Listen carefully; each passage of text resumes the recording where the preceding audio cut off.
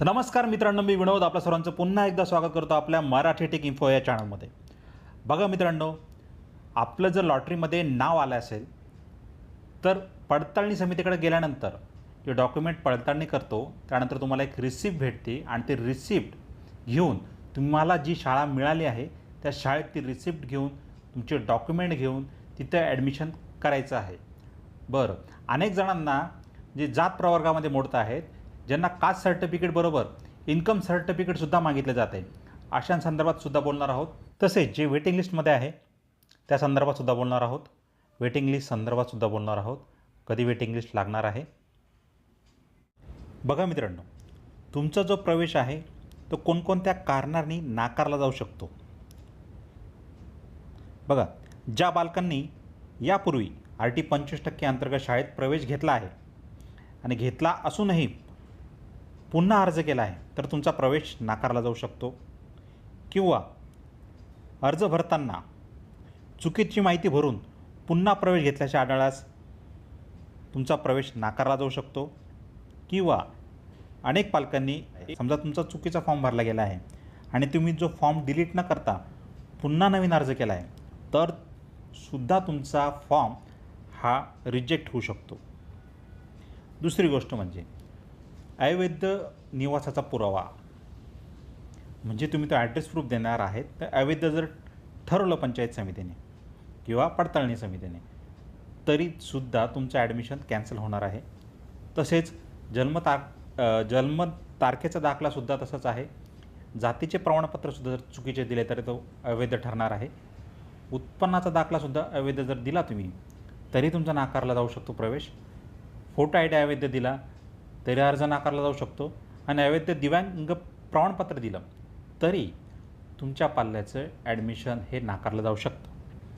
बरं, आता हा जो विषय आहे तो क्लिअर झालेला आहे. एक तर पहिली गोष्ट म्हणजे तुम्हाला जे डॉक्युमेंट द्यायचे आहे ते अवैध नसले पाहिजे.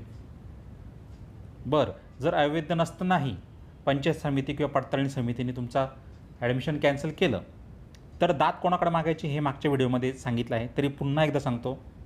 बघा, हे 16/5/2024चं पत्र आहे महाराष्ट्र शासन प्राथमिक शिक्षण संचालक यांचं.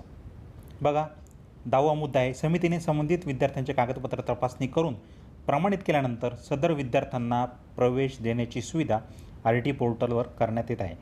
पडताळणी समितीने तपासणी केलेले पात्र विद्यार्थी गट शिक्षण अधिकारी यांचे स्वाक्षरीचे पत्र घेऊन शाळेत जातील. शाळा स्तरावर कुठल्याही कागदपत्राची तपासणी करता येणार नाही. जे विद्यार्थी कागदपत्र तपासणीमध्ये अपात्र होतील त्यांची निवड रद्द करण्यात यावी व अशा रद्द झालेल्या विद्यार्थ्यांना शिक्षण अधिकारी प्राथमिक यांच्याकडे तक्रारीची दाद मागता येणार आहे. बरं, शिक्षण अधिकारी प्राथमिक यांचा निर्णय जर मान्य नसेल तर विभागीय शिक्षण उपसंचालक यांच्याकडे दाद मागता येणार आहे. बरं, हा विषय झाला क्लिअर. आता दुसरी गोष्ट म्हणजे अनेक पालक विचारत आहे की आम्ही कास्ट सर्टिफिकेट देतो आहे तरीही आम्हाला इन्कम सर्टिफिकेट मागितलं जात आहे, तर त्या संदर्भात बोलूया. बघा मित्रांनो, याच पत्रामध्ये मी लिहिलेलं आहे, इथं स्पष्ट लिहिलेलं आहे, सामाजिक वंचित जात संवर्गातील बालक असल्यास वडिलांचे किंवा बालकाचे सादर करावयाचे कागदपत्र तहसीलदार किंवा उपजिल्हाधिकारी किंवा उपविभागीय महसूल अधिकारी यांनी निर्गमित केलेल्या पालकांचा म्हणजेच वडिलांचा किंवा बालकाचा जातीचा दाखला चालणार आहे. परराज्यातील जातीचा दाखला चालणार नाही. एवढंच आहे. सामाजिक वंचित घटकामध्ये कोण येतं ते बघूया आपण. बघा मित्रांनो, हे पत्र आहे 16/5/2024चं, आपल्याला आपल्या वेबसाईटवर मिळून जाईल. बघा, याच्यात काय लिहिलं त्यांनी, वंचित घटकामध्ये बालकांचा खालील प्रवर्गाचा समावेश होतो. कोण वंचित घटकामध्ये येतं? अनुसूचित जाती, अनुसूचित जमाती, विमुक्त जाती अ, भाटक्या जमाती ब, भाटक्या जमाती क, भाटक्या जमाती ड, इतर मागासवर्गीय म्हणजे OBC, विशेष मागासवर्गीय म्हणजे SBC, आर्थिक व सामाजिकदृष्ट्या मागास घटक आणि HIV बाधित किंवा HIV प्रभावित बालके, अनाथ बालके आणि दिव्यांग बालके यांचा सर्वांचा कशात समावेश होतो? वंचित घटकामध्ये समावेश होतो. आणि आर्थिक वर्षामध्ये बालकांचे वार्षिक उत्पन्न 1 लाखापेक्षा कमी आहे अशा पालकांचा आर्थिक दुर्बल घटकामध्ये समावेश होतो. बरोबर. तसंच तुम्हाला अजून एक दाखवतो. बघा मित्रांनो, साईडवर दिलेलं आहे प्रवेशासाठी आवश्यक कागदपत्रे, वर्ष आहे 2024-25, बरोबर. त्यामध्ये स्पष्ट लिहिलं आहे अनुक्रमांक 1 वंचित गटकती बालकामध्ये प्रवर्गाचा समावेश होतो. आता जात प्रवर्गामध्ये कोण कोण येतं, तर अनुसूचित जाती, अनुसूचित जमाती, विमुक्त जाती अ, भटक्या जमाती ब, भटक्या जमाती क, भटक्या जमाती ड, इतर मागासवर्गीय म्हणजे त्याला OBC म्हणतात, विशेष मागासवर्गीय म्हणजे SBC म्हणतात. हे कशामध्ये येतात, वंचित जात प्रवर्गामध्ये येतात, बरोबर. आणि इथं 1 नंबरला काय लिहिलं आहे, 1 वंचित जात संवर्गातील बालक असल्यास प्रमाणपत्र कुठे लागणार आहे, बालकाचे किंवा वडिलांचे.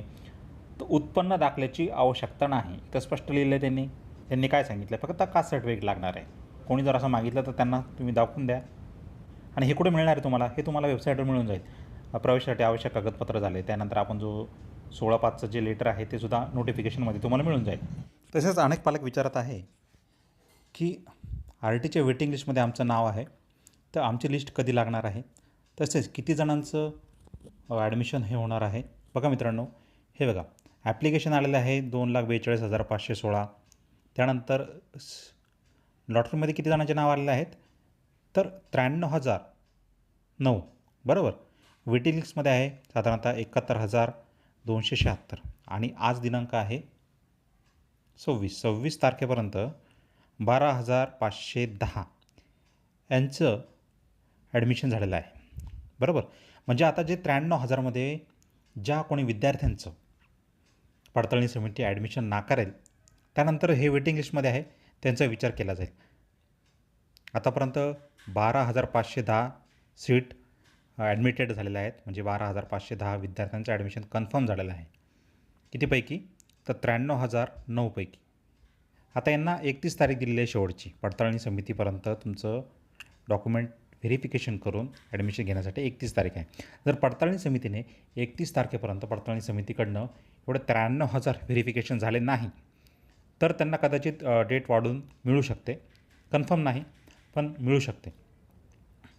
आणि जर नाही त्यांना डेट वाढून मिळाली तर वेटिंग लिस्टवाल्यांचं सुरुवात चालू होणार आहे. वेटिंग लिस्टवाल्यांची यादी निघेल, आणि जशी यादी निघेल तुम्ही SMS वर अवलंबून राहू नका. त्या साईडवर वारंवार चेक करा 31 तारखेनंतर की तुमचा नंबर किती पुढं सरकला आहे. आलं लक्षात. तर मित्रांनो, अशा प्रकारे तुमच्या प्रश्नाची उत्तरे देण्याचा मी प्रयत्न केला आहे.